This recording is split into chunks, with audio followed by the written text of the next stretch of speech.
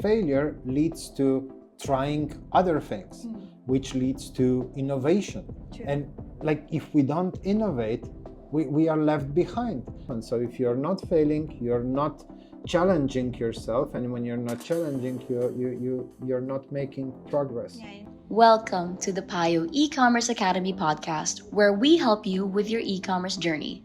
Here is our host, Althea. Hi everyone, it's Coach Althea again, back for another episode of the Payo E-commerce Academy podcast. Before we start this episode, I have a question for all of you. Have you ever experienced failure as an entrepreneur? If your answer is yes, I think you'll find this episode quite interesting. So today we have a very special guest joining us. He is a renowned business coach and consultant who helps entrepreneurs around the world have a healthy relationship with failure with the goal of finding success. Please welcome Miha Matlievski, also known as the Fail Coach. Well, Welcome! thank you, Althea. It's lovely to be here, to be your guest. Thank you so much for being with us today. So today's discussion will center around your journey, why you became a business coach, as well as your advice on why startup leaders or even like entrepreneurs at the moment should embrace failure as they try to find success. Sure. Yeah, so I'm sure you have a lot to share, so let's dive into it. So first things first, can you tell me about yourself? How did you establish your first startup? How did you get into business and things like that? Well, to be short, so I'm from Slovenia, which is a very small country in Europe that a lot of people didn't even hear about. Well, they did hear about Luka Doncic. He's a very famous NBA basketball player. Yes. He's from Slovenia, so that's why now most people do know where Slovenia is. Very small country, 2 million people. So I'm from there. Had a very lovely childhood. I was living almost in a bubble, and there's a point to that. And then I dropped out of high school when I was 17 years old, so didn't go to university. And my father was an entrepreneur. So I didn't start my first startup. My first startup was a company. It was a small company that was started by my father. And in the beginning, I was just son by occupation, not really doing much, playing around and waiting for the afternoon to go partying with my friends. So my life revolved mostly of that. Thankfully, back then, there was no Instagram and stuff because I had very Dan Blazerian mashup with Kim Kardashian kind of life. So thank God none of that is online. None is documented. Yeah. But then what happened was when I was 23 years old, my father was diagnosed with pancreatic cancer. Oh, I'm so sorry. And 3 weeks later, he died. Oh. And so there was no transfer of knowledge happening, no nothing. And that's why I mentioned that blessed childhood, because I never had to do anything. I didn't know how to clean my room. I didn't know how to wake up to an alarm. I didn't know how to change the light bulb or anything, because everything was always done for me, the only child. And so I woke up into real world, not really knowing what real world is. And that's when the first failure started happening, because I didn't know how to run a company. So very quickly, in less than a year, it was ready to go into bankruptcy. But I was lucky, and some people saw something in me, that I'm good with networking, that I'm good with people, doing sales, and they decided to invest some money into it, to take charge of running the business. And they were like, Miha, like, here's the key to the car, here's a credit card, here's a mobile phone, here's a laptop, you go do your thing and we'll take care of the rest. And things started picking up really quickly, because suddenly I found myself without any worry. I just had to do what I love doing, and results were quickly there. And then I became cocky. So I started imagining what a great entrepreneur I am, because I'm so good at sales. And I didn't really like those guys. So they did save my ass, but we weren't really culture fit, or we weren't like having exactly same values and morals and stuff. And so I started creating new ideas in my head, and then I started creating new companies. Now, back then, that was 2004, 5, 6. Back then, the macroeconomic situation in Europe was like just everything was going up, just like the crypto thing a few years ago, like to the moon. That was the economy. You were walking down the street, if you had a real estate project or something, banks would throw money at you. Wow. And again, I was very cocky and I thought how good I am. I didn't understand the difference between the macroeconomic situation and my own situation. So I skipped laying down any kind of foundations in the business or anything like that. I was just good at doing sales. Yeah. And when the overall situation is good, sales can be enough. And the company started growing. They went to 7 figures, 8 figures in revenue. I had this huge real estate project that I was a developer of, a big shopping center with apartments. Well, something like you can see here with the Ayalas and stuff. Something similar. It was a 60-ish million project. Really big project. Yeah. And no knowledge of construction or anything. I never built a dock house, and I was doing this. And again, I was cocky. I was thinking, oh, I'm so great. I don't know, contracts. I don't need to pay lawyers. I will just go through them myself. I can figure out things. And then the financial crisis of 2008. And real estate started dropping really fast. My project was suddenly not profitable at all. It would end up in minus. The bank pulled out. All my other businesses were signing for those loans. They took money from all of my other businesses. And in just a single day, it was Monday, December 7, 2009, the lady from the bank called me at about 9 a.m. And next day, so in 24 hours, I lost around $20 million and ended up about $5 million in personal debt. And unlike in the US, where you can always declare personal bankruptcy, at that time in Slovenia, if your companies weren't able to pay paychecks, weren't able to pay taxes, even if you would do personal bankruptcy, what you are owing would not be forgiven. So, but that's the whole point of doing bankruptcy. Yeah. And so I didn't have that option. So now if we fast forward a little bit, a few months, a whole lot of depression, anxiety. I remember just lying on the couch, like curled up, like, that baby position, quite a lot of suicidal attempts. And then in April 2010, that was the moment when I was on the balcony. My apartment was just about to be taken away from me as well, 5th floor. And I don't know how, it's still very blurry, but suddenly I just went on the other side of the fence, and I was just really holding myself to the balcony with one hand and already leaning and looking down. And one thing that went through my head back then was, am I going to F this up as well? And that was really the first time when I considered that it wasn't anybody else's fault but mine. Because of my childhood, I was always told how great I am, how smart I am, and I can't do anything wrong. And so when good things happened, it was really just normal that they happen, because I'm, the next Jesus.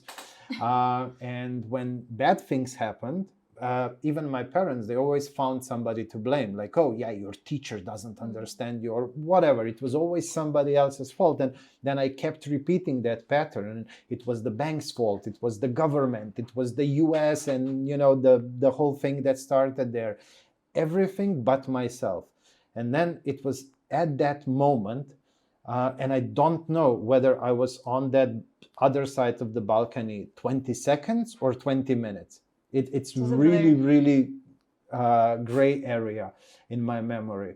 But then things started, like, nobody said, nobody held a gun on your head. You have to take the loan. You need to go into that real estate project. You need to partner with that person. You need to work with that person, and so on. And it just started coming to me like, shit, it's all my fault. I effed it up all. Somehow that was liberating. Yeah. Because I was like, well, but if I did all those stupid things, if I actually learn from this, if I do things differently, I can do it again and maybe do it even bigger. And that was the moment that started a whole new journey. I climbed back in, I sat down, I started writing all the things I need to learn and change. And it was like long list of things, because I still haven't met a person who failed at something that I haven't failed on my journey. I'm yet to meet that person.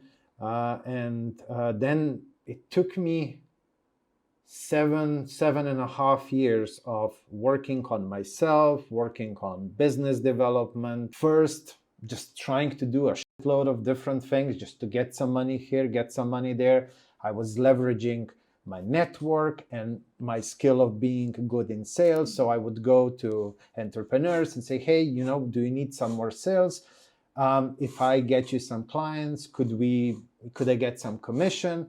And, little by little, I had enough to go week to week to buy food. And then I had something to repay some of the stuff back. And then in 2014, I started a startup that was doing energy efficiency. Then in 2016, I already exited that startup. I repaid stuff going back, and I decided to go for retirement. And I went to Lisbon, Portugal. And after 3 days of partying hard with the crazy Australians, because that's all they love doing, I was bored. I opened Meetup app, and I need to just go meet with some entrepreneurs. Yeah. And when you're new in town, everybody asks you, just like you did, like, tell me a little bit about your story. And when I was sharing the good, the bad, the pluses, the minuses, they would start saying, oh, could we meet for a coffee? I would like to run by something with you. Maybe you can give me an advice or something. And it felt really good. And then they would come back a few days or a few weeks later and say, hey, I did that and I got this result, that result. It really worked. And it just felt so good. And I basically fell into the whole coaching consulting thing. It wasn't intentional. And then when I was thinking how to name the whole thing, it was actually a friend of mine. We were having a beer together. And he was like, well, every story you always start with, this is what I did, and this is how I failed very terribly, but then this is what I learned, and this is what I did differently. He said, you're the fail coach. And I was like, well, yeah, whenever us entrepreneurs who have been in business for a while meet up, we always share those stories of failures. And that's the reality. When you're doing something new, when you're aiming higher and higher, you're more likely to fail than succeed on the first try. And it's really important how you deal with that, what relationship you have with that, how you bounce back as quickly as possible. And it's actually through how you deal with failure, how you achieve success faster. And so it only made sense to name it Fail Coach. All my marketing friends said that I'm stupid and that I shouldn't do it. And I mean, they were right to an extent. Yeah, I understand. I had to do a lot of PR, going to podcasts and conferences and so on, and talk about it for people to make the connection. Wasn't obvious with all the gurus with, Lambos and villas and all of that in the videos. But yeah, somehow people started really understanding, vibing with it, and it turned into a very successful consulting company. So that's the short intro. All right. So there's a lot to unpack there. But Yeah. I do want to say, first of all, thank you for sharing your story, even like the parts that are, more vulnerable and maybe not as easy to talk to. Well, maybe now since you've shared your story countless of times, but it's still very personal. So thank you for sharing that with me and with our listeners as well. Um, so I just want to kind of go through everything you've shared. So from the start, was it correct that, from what I gathered, you just kind of went into being an entrepreneur because it ran in the family, and Yeah. then you didn't really at the beginning didn't really like have a foundation or kind of like build things from the ground and things like that. Yeah. So would you say that was that affected you a lot in terms of the business not really going as well as it could have? Yeah, I mean, if you skip on the Mm. foundations, then sooner or later the dominoes will start falling apart.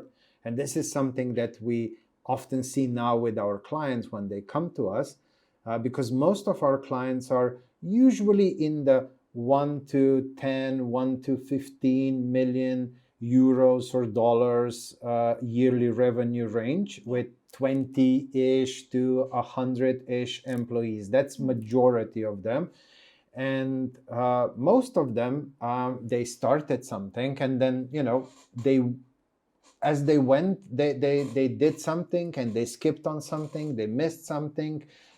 Very often they don't have business background, they don't have business school background, and very often we are the first consulting company coaches that they work with. Mm. So they did the best they could, but then still, usually we start with something that we call a deep dive, where Yeah. we figure out what's missing, and then most often we start with what's missing so that we really have that solid base of foundation. So when they do start growing, they don't get to the point where I was when things Yeah. started falling apart. Mm. All right. So you did mention a very vulnerable time in your life where you were contemplating if, you wanted to really continue on with life and whatnot. But you mentioned that it was kind of the turning point as well because you had a realization that there's really no one else to blame but yourself. Yeah. So would you say that it's something that entrepreneurs should kind of apply to themselves as well? Like, do you think it's important that entrepreneurs kind of hold themselves accountable in terms of, how they may have affected, let's say a failure that has happened to them? Absolutely. Like, I mean, I went from it's everybody else's fault but mine to extreme accountability. So, like, I don't know, let's say this wall crashes on us right now. It's like, I wouldn't blame the construction company or anything. Like, it was my decision to come Come here. here, to, like, I could have not come. So nobody forced me to come to be here. So because if I put it on myself, then I can actually do something. So even in crazy scenarios, well, I mean, it's logical that it's not, I didn't build this building, so it's not Yeah. my fault. But I decided to be here. Yeah. But if it's on me, then I can actually do something. It puts you in that Right. active state. But when it's somebody else's fault, or you put something on, your partner, or your employees, or the government, or like whoever, then you can't do much until they do something, and then like all you can do is wait. And I mean, if you wait and you're not proactive, then you're standing still. But in life, things are never go for a long time in that standstill. It's you either push it up or it goes eventually down. So I'd rather say, you know what, it's my fault, but then now I can actually do something about that. Or like, I can't do anything about it, but let's focus on something completely different and let's start pushing in that direction. But yeah, just not being in that 50-50 situation when you're like, oh, I'm a victim, I can't do anything. So yeah, I went like completely to the other side. Yeah, I totally agree. And I think it's also important because by kind of admitting it was your fault, there's no shame in that because I think you even take back control of your life or the decisions that you're about to make because again, these things aren't just happening to you. You know, you have a say. You have like a way of changing the trajectory of where you're going. So yeah, I completely agree. So let's talk about the time you spent when you retired. You went to Lisbon, is that correct? Yes. Okay, so I feel like this is where um, you know, you started becoming a coach. And it from what you shared, it came quite naturally. You know, you just wanted to meet up with entrepreneurs, and then you found yourself later on kind of becoming the fail coach. So before that, was there any time like in your life or in your experiences where you thought about being a coach, a business coach, or like you even imagined it? It was definitely not something that, and I was like struggling a lot, and that's, I guess, I really named it fail coach because I wanted to be honest, and I had this one marketing agency back then that I contacted if they can help me a little bit to set things up. And you know what they came up with? They said, well, like, let's do Tai Lopez style thing, like just rent a Ferrari Lamborghini, rent some nice house, get a few, half naked ladies. We'll do like a photo shoot and video shoot for a week, and then we'll have content. And business wise, I get it. Yeah. We would make probably a lot of money, just like those guys did. Mm. But it just goes so against everything that I believe in, and I really don't need that. And I said, either I'm going to do it my way, ethically, morally, and not selling any to anybody, or like, I don't need this. Yeah, I think that's in line with, you know, how you talked about that turning point in your life, right? So I feel like it would have been counterproductive if you had that very low point in your life where your perspective changed and then you just went to like, you know, faking it again. In Slovenia, I personally know a few, like, I wasn't the only one who lost money when that Right. thing happened. I personally know a few people who lost, maybe not as much as I did, but they did. And we talked years later, and I could see that they were still blaming something outside. You could see that they didn't fully learn the lesson. They didn't move on from whatever happened. They're still bitter about it. They're still, like, when you mention that point in their life, they get all jumpy and stuff. And that's, earlier you said, thank you for being vulnerable. But to me, that's like, once I was actually asked when I spoke at a conference, somebody raised their hand and they said, well, Miha, if you could go back in time, what would be one thing that you would change? And I was, thinking, and I was like, if I could go back in time, would I go back to when Bitcoin was created, or like to, I don't know, 1980 and buy a lot of Apple shares, or what would I do? And then I realized, like, if I change something, I wouldn't have the lessons that I had, and I wouldn't be today who I am doing what I'm doing. I don't know what the future would be, but I love what I do, and I love my life now, and I wouldn't change a single thing. And I processed all of that, and so it's very easy to talk about those things because I know now how valuable they were and how much they gave me. So I see the positive in all of that negativity. It wasn't easy going through that stuff, but now looking back, there's so many lessons. That's really great to hear, and I'm really happy that that's your perspective on it. I'm sure not everyone, like as you mentioned, not everyone might see it that way. So it's good that you have a very healthy perspective on it, and as you said, you processed it and you really like used it to learn. Okay, so let's talk a bit more about your experience as the fail coach. Do you have any case studies or like favorite clients? Not in the sense that you like them as a person, but like you liked what you did to help them. Yeah, we like in all of these years we worked now with, well, depends how, like, I did some courses that sold in thousands. I did a lot of work with startup incubators, accelerators. So, but those were some, smaller chunks of things. But really, the full-on consultancy, the way we do it with those ideal clients, when we work with them for a year and a half, all the way to 3-4 years with one client, we had roughly 350 of those in this years. Wow. And there were many interesting stories. Exits, very good exits, where they sold the company, laying down good foundations, and then being able to be on the business, not in the business, going from working 70, 80 hours a week to maybe working 5-10 hours a week. Wow. Connected with the business, going from I'm the only one in the company that does something, or to having a team around them, be able to delegate, have leaders who support you, and you grow together. So yeah, quite a few. We do have one case study, real like I don't want just testimonials, like those 2 sentences thing. So we did like a really big case study with one client, and we are now finishing a second one. So that should be up on the website in a month or 2. Often, because everything that we do is under NDA. That's how consultants work. Of course.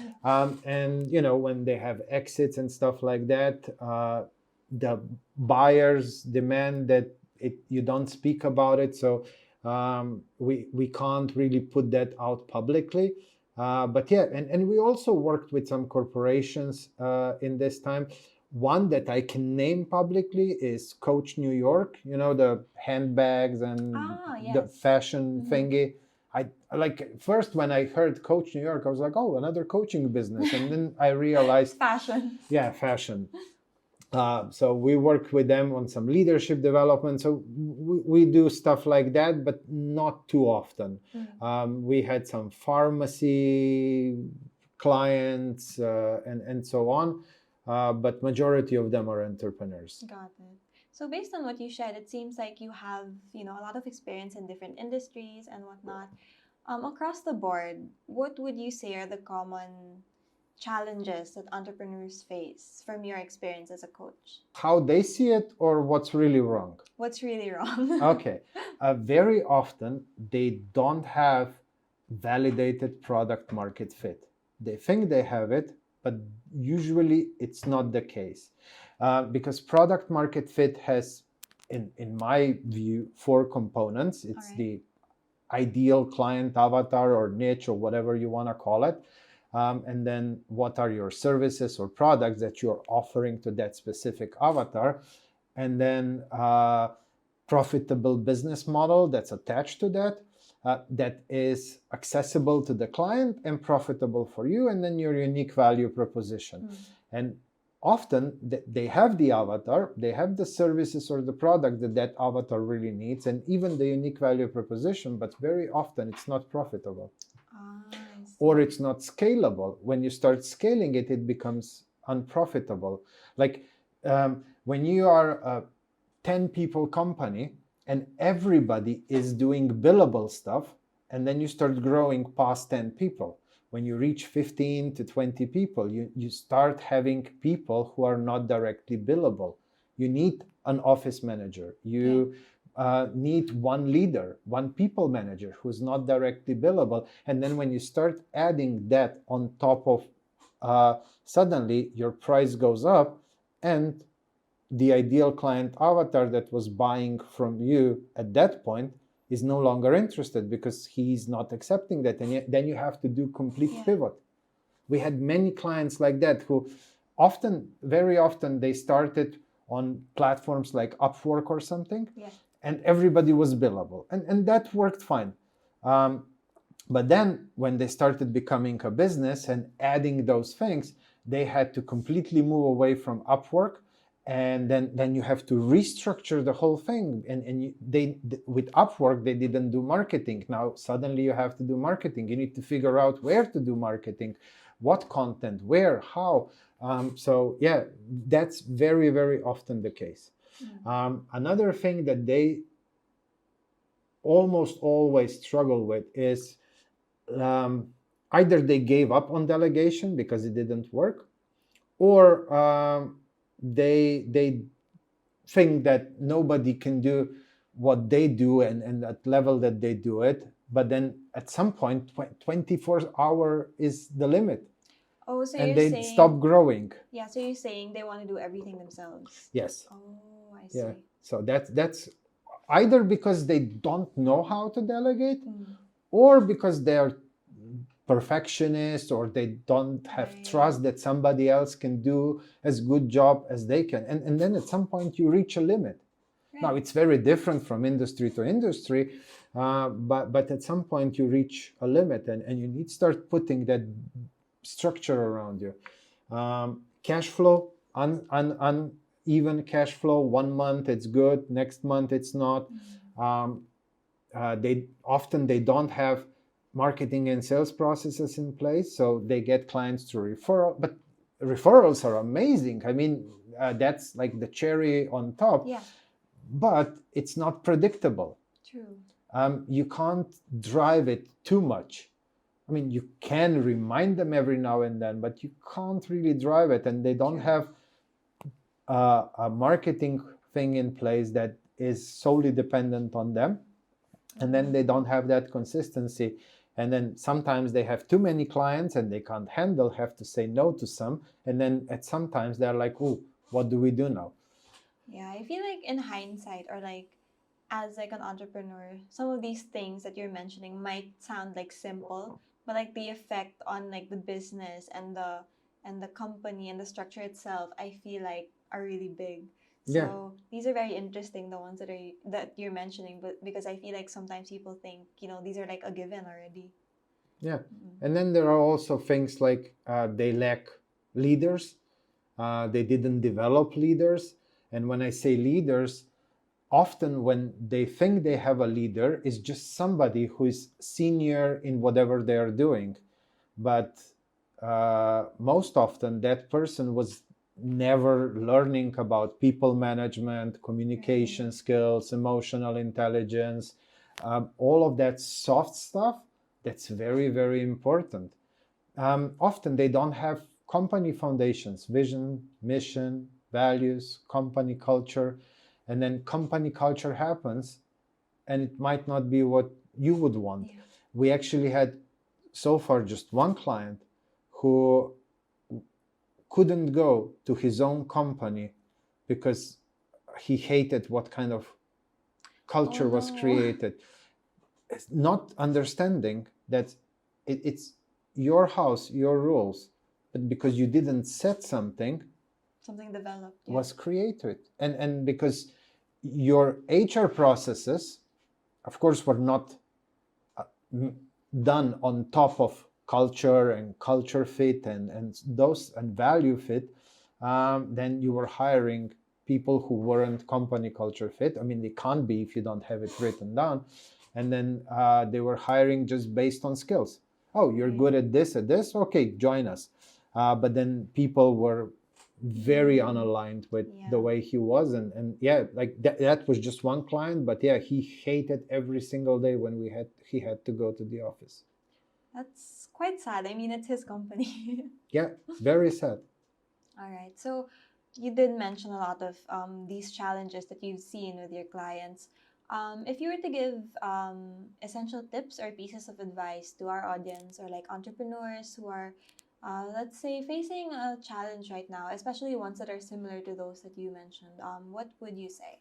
One thing would be to, if they didn't yet, to lay down company foundations. That means vision, where are we going, mission statement, how do we get there, what are our core values with definitions, not just a word, because like we can both have it's up for value, interpretation. yeah, but then we might understand it in a very different way. And then company culture on top of that, written out. That would definitely, and sometimes when they do have it, they didn't really create that intentionally. Very few come to us with really thought out. Sometimes they just go and look at the competition and say, let's take this value, let's take this. Or they might say, let's go to a marketing agency, they can create something for us. But I mean, if it's just a word on a piece of paper, it doesn't mean shit. I mean, if you're not standing behind it, if you're not leaving that as on the top, nobody else in the company will. So just putting it in writing. Then becoming good at being servant leader, because servant leadership encompasses a lot of that soft stuff. Servant leader is also good at delegating, because you are being servant so that your people can grow around you. Putting in place good HR processes for hiring, onboarding, and then all the way to performance-based management. So that would be another thing to work on. I mean, depends how big they are. I mean, if you're just like, if you have 4 or 5 employees, then you don't really need proper performance management. But if you have 20, 30 and growing, then you do need that. And you need some leadership structure. At 30, 40, 50 employees, you probably already need an HR person, but not the bureaucratic person who just does the paperwork, but somebody who is like a champion of company culture, of performance management, feedback culture. Feedback culture, very important thing to embed in every company, because good feedback culture will also create psychological safety. Because if we don't have psychological safety between us, then we will not feel comfortable sharing our feedback. Because the best feedback is shared where we don't fear that because of what we are going to say, we will suffer some consequences. And that means that we have trust and psychological safety. So those would be some of the things. I mean, it's a lot of different things. So it's hard to figure out what else. But I would say those are probably some of them. Yeah, right. So from what I'm hearing, from what you've shared, it's really important to have like systems, a structure, and not just kind of wing it. Well, I mean, you need a balance. So you don't want to be rigid as a big corporation. You don't want to be wing it style all the way. Finding that balance, you probably never really find the perfect balance, but just trying to balance it out. And like, for example, in my view, you have 2 very important verticals in the business. One is revenue generating, so marketing, sales, customer experience. And then the other one is delivery and stuff. So when you actually deliver what you sold, whether that's a product or a service. And you always need to strive for balance, because if your revenue generating thing is working too well, but then you can't deliver and support and fulfill, you might go bankrupt. I've seen companies go bankrupt because they exploded their marketing. And then on the other hand, if your revenue generating activities are not in place and you're growing your delivery, you will have huge cost, and you don't sell, and like you will burn through cash flow like this. So finding those balances is also very important. True. Not like going extreme in one direction. Okay, so as the fail coach, I have to ask you why it's important for you, or why you believe it's important for entrepreneurs to have a healthy relationship with failure. Whenever we do something new, like, I don't know, do you cook? Yes. Did you ever make the Italian creamy risotto? No. Okay, imagine you decide, I want to surprise my boyfriend, girlfriend, wife, husband, whatever, and make the creamy risotto, just like, the Italian chefs make it. I mean, you can fuck up so easily, like a little bit too much of this or too little of that, and it can go off. I mean, when I first did it, I think like first 3 or 4 times it went into the toilet because it was just uneditable, too dry, too salty, and so on. And so every time when we do something, now of course when we fail with the risotto, it's like the world didn't burn and crash and burn. Now with our entrepreneurial journeys, we put so much of us in them. We sacrifice so much, and we have such huge positive emotions attached to the outcome, to some future outcome that we are heading towards, and we will be free and we'll have freedom and time for this and time for that. And then when we don't achieve that, we go huge negative It's emotions. devastating, yeah. Yeah. That's why when we fail in business, it's so much more devastating than when we don't make a perfect risotto. And because of that, it's very important, because if you go too much in the other direction, it can lead to depression, anxiety, and then instead of bouncing back in a day or two or in a week, that can take months, weeks, really long months, time. years sometimes, when you are not moving because something, that negativity is holding you back. And that's when you really are moving away from success. And that's why it's so important to have like the right relationship with failure. Is not an emotional one, it's a logical one.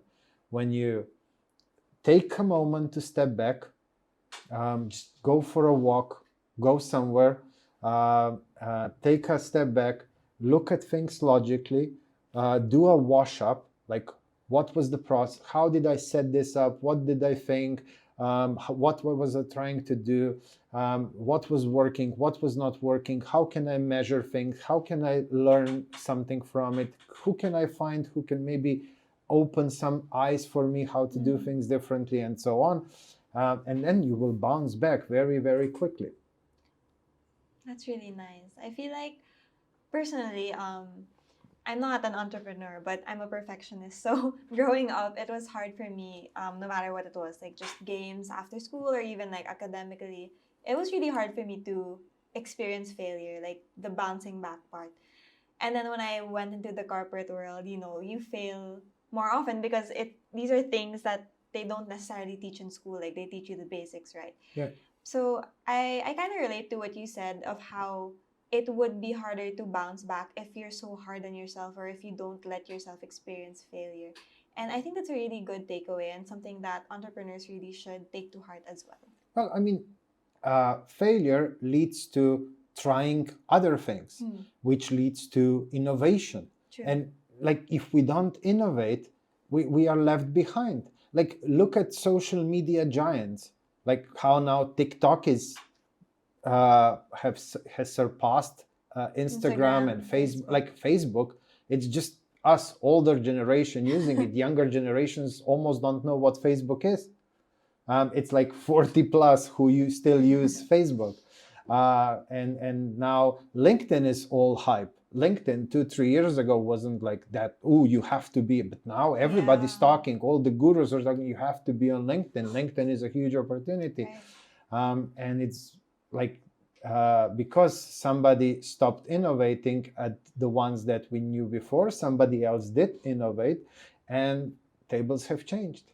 And that's what happens. So if you're not failing, you're not challenging yourself, and when you're not challenging, you're not making progress. Yeah, you're not growing. Yeah. All right. So just one last question for today.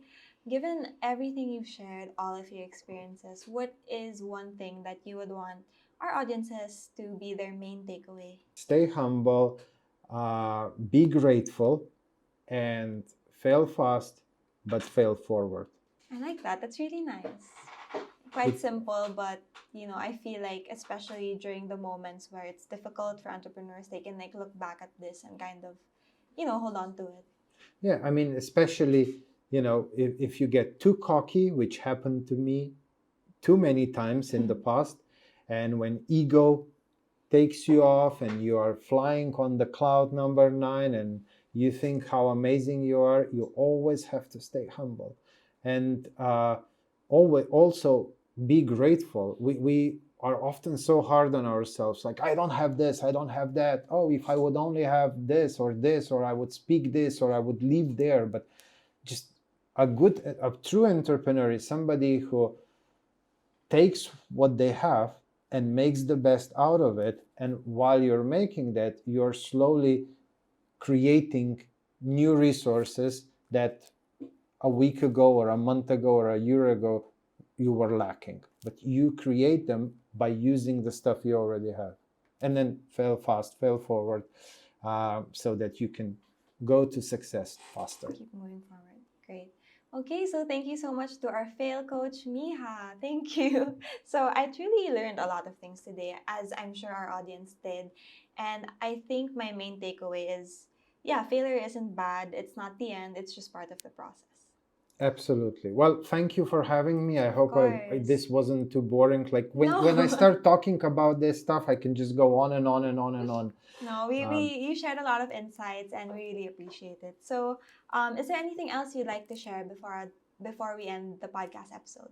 Well, I mean, maybe just if anybody wants to reach out, or the one platform when it's really me, not somebody on our team, is LinkedIn. So if they connect with me on LinkedIn, then they will be talking to me and we can chat, discuss. I try to share as much as I can. I'm never holding back on stuff and, oh, you have to, sign up for something. Like, here it is, take it. Right. So yeah, if they want to chat with me, LinkedIn would be the best way. You heard it from him, guys. Check out Miha Matlievski on LinkedIn. All right, so that's it for today's episode. Thank you for joining us, and we can't wait to share more e-commerce content in our future episodes. Bye!